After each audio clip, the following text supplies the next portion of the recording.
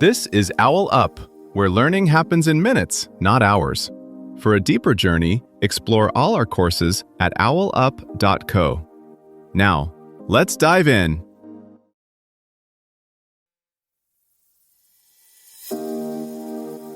Welcome back to Chapter 2 of our series, Medieval Europe's Hidden Connections.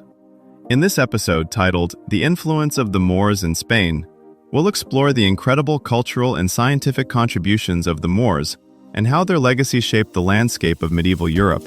So, let's dive in.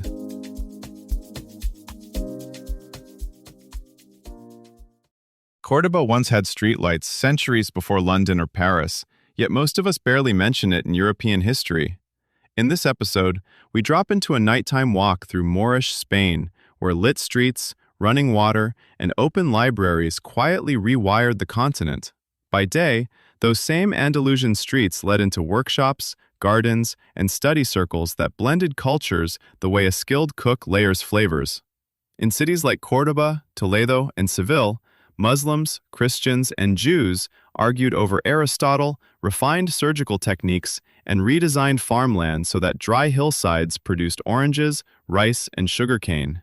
Algebra wasn't just theory here. It settled inheritances, divided profits, and planned irrigation canals.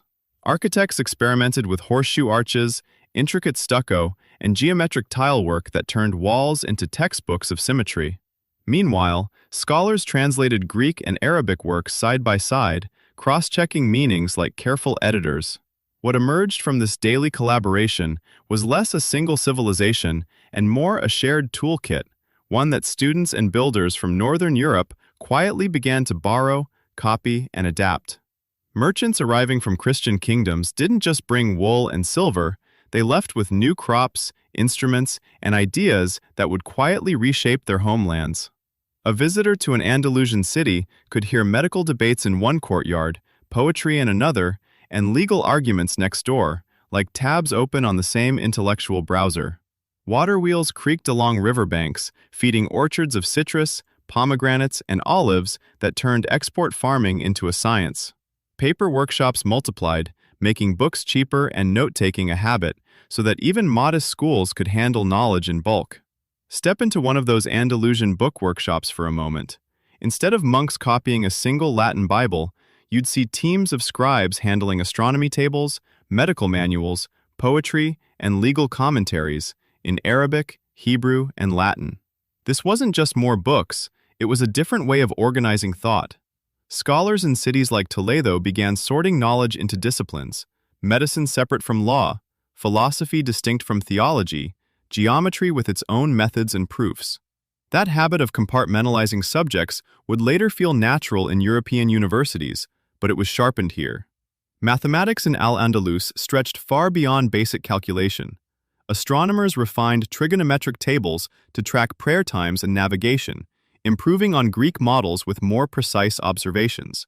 Those same techniques slipped into Christian Europe through instruments, astrolabes engraved in Arabic, then annotated in Latin. A monk might not read Ibn Rushd, but he could still use a Moorish star finder to set the date of Easter more accurately. Medicine followed a similar path.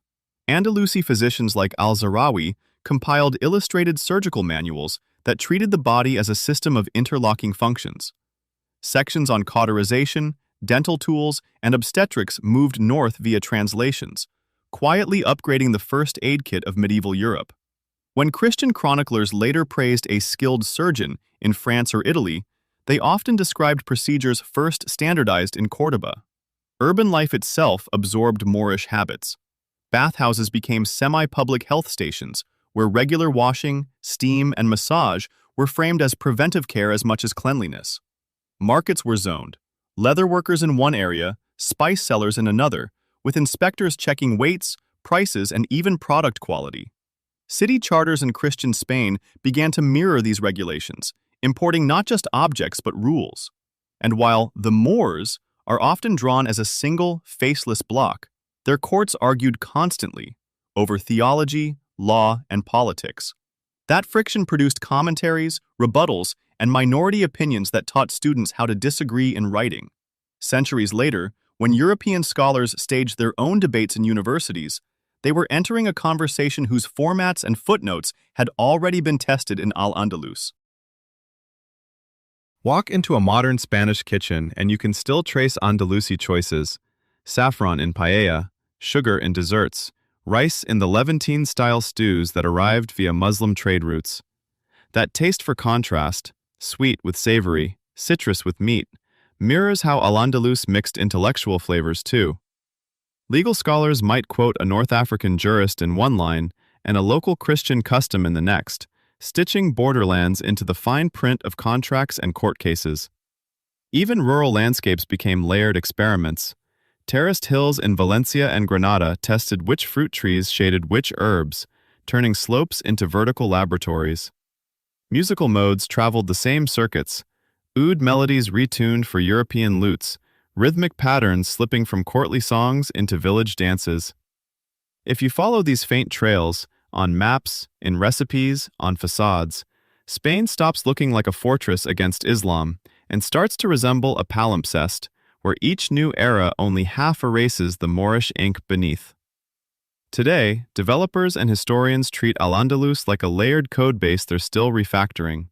Machine learning models sift land records to guess where forgotten mosques or synagogues hide under parking lots.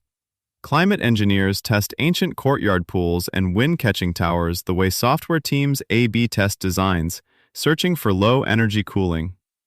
And in Spanish classrooms, kids now debate whether this past is a missed prototype for living together or a warning about how fragile such projects are. Al-Andalus lingers in Spain the way a low bass note shapes a song you think is new, quiet, but structuring the rhythm.